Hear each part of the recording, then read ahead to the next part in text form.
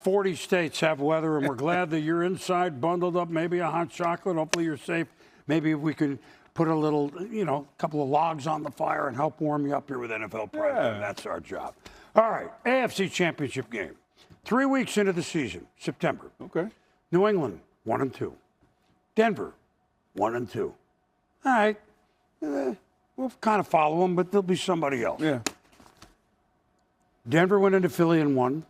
New England went into Buffalo and won. What are they going to do with those wins in October? What did they do? They lost one game each the entire rest of the season. Wow. And here they were, 2-1. New England at Denver for the right to represent the AFC in the Super Bowl. And you know what? The game looked like it was going one way, and then it changed about as fast as weather in the Rocky Mountains. Here we go with, the storyline. It was not Bo Nix. It was Jarrett Stardom Stidham for the Denver Broncos, the backup who hadn't thrown a pass in 2 years in the NFL against both. The safety wasn't there. First completions in January 7, 2024, and then Stidham to Cortland Sutton. No problem. 7-0 early, Denver at home.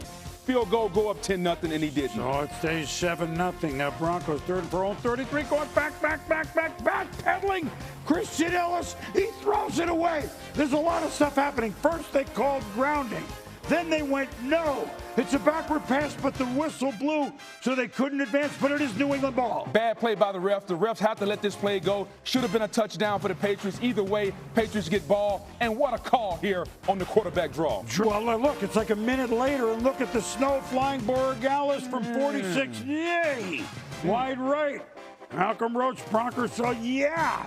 So it's still 10-7 after 3. Weather worsening. Broncos try a field goal. Will Lutz, 46 yards, but you see what it is. Well, but this we can explain. Leonard Taylor III may have put the Patriots in the Super Bowl. We don't know that. All 3 phases. Look at Leonard Taylor right there. Gets a fingertip on the ball, changes the rotation. That with the win. The Broncos were game. It's going to be 10-7 New England. Sean Payton, Mike Vrabel. Mike Vrabel, team who won 4 games last year.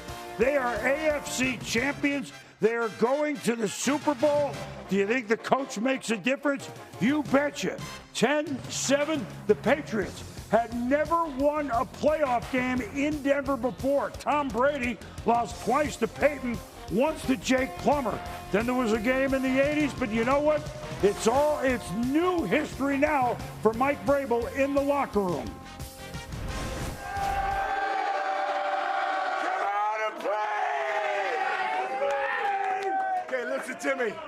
Listen to me. Sometimes you got to believe things before you can see them. Okay, you got to believe them before you can see them. And from the time that we started, you did everything that we asked you to do. Okay, we said everybody's journey to this league looks a little different.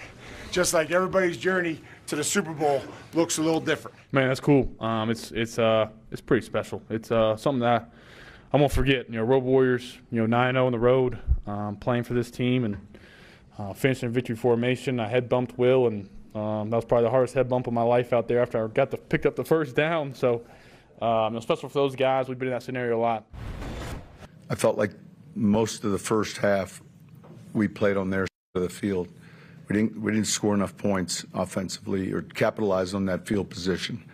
The turnovers hurt us, and we had our opportunities. I can't put our team in a bad position like that. So the defense, they played their tails off tonight. It was pretty remarkable. I just felt like whenever I gave them the short field, really hard for me to swallow that one because I just put them in a terrible spot. So hats off to them. They played outstanding. And, of course, we all become experts on Stidham, who once upon a time was the heir apparent to Tom Brady. And you know where he went? Well, that was the play. That was the play that changed it. But for New England, Darake Maye, threw for 86 yards. But he ran for 68. Let's just switch the numbers. Yeah. And he ran at the right time, and there were no turnovers. That was, hey, they got away with things. The Charger game, the Houston game. I mean, they made 5 turnovers in the 2 previous playoff games today.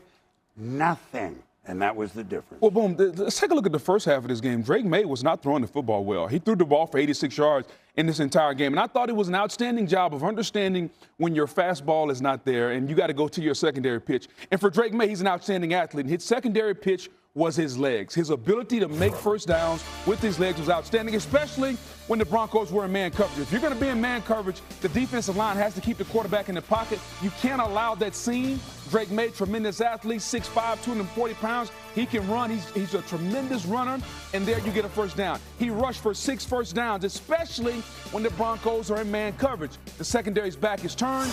Defensive line doesn't keep the quarterback in the pocket, and there goes Drake Maye again.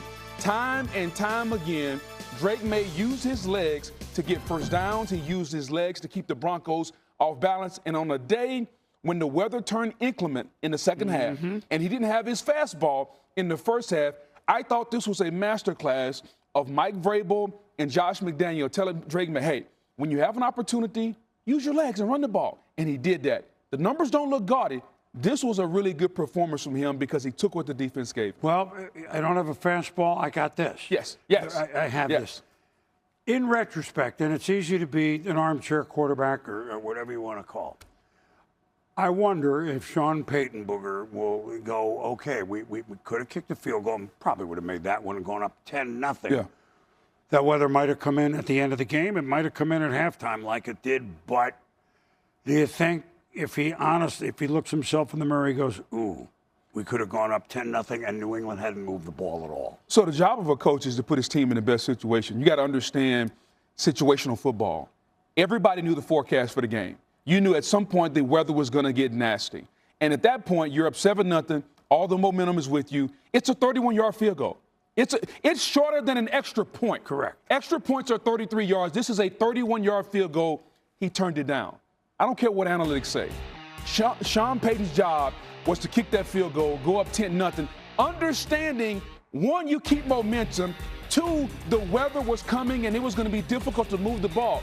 This was the last time they were inside the New England Patriots 30-yard line. Correct. You never know when it's going to come. And so I think if you ask Sean Payton in a private moment, I get what analytics say and I get being aggressive. Take the points. Go up 10-0, keep the momentum.